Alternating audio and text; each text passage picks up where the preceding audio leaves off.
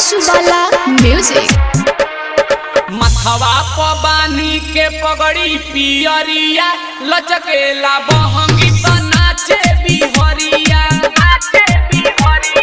मथवा पबानी के पगड़ी पियरिया लचकेला बहंगी त नाचे बिहरिया। छोटी माई के देखी होता पूजनवा, छोटी माई के देखी होता पूजनवा, लागो तनिक बड़ी गौवा नगरिया। मथवा पबानी के पगड़ी पियरिया लचकेला बहंगी त नाचे बिहरिया। मथवा पबानी के पगड़ी पियरिया लचकेला बहंगी त नाचे बिहरिया। Presented by Anshubala music.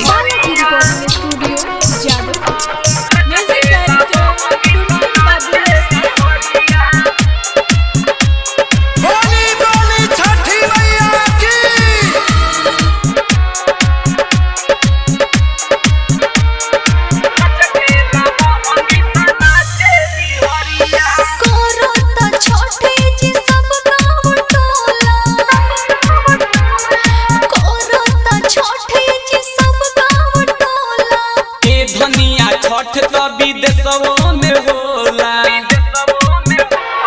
छोटी माई के बावे महिमा हो भारी हो, छोटी माई के बावे महिमा हो भारी, लौटे न खाली जे आवे दुआरिया। मथवा पबानी के पगड़ी पियरिया लचकेला बहंगी त नाचे बिहरिया। मथवा पबानी के पगड़ी पियरिया लचकेला बहंगी त नाचे बिहरिया।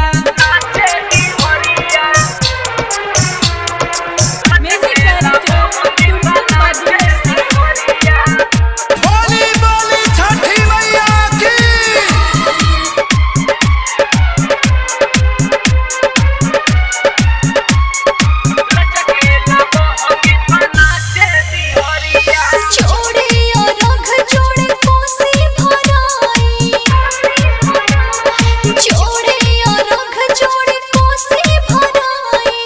धनिया जल्दी दयंगना लिपवाई। टाइगर सुजीत अंशुबाला कोहेली हो, कृष्णा बसंत अंशुबाला कोहेली, दौरा उठा के चला माई के दुआरिया। मथवा पबानी के पगड़ी पियरिया लचकेला बहंगी त नाचे बिहरिया। मथवा पबानी के पगड़ी पियरिया लचकेला बहंगी त नाचे बिहरिया। Balaji recording studio, Jadavpur.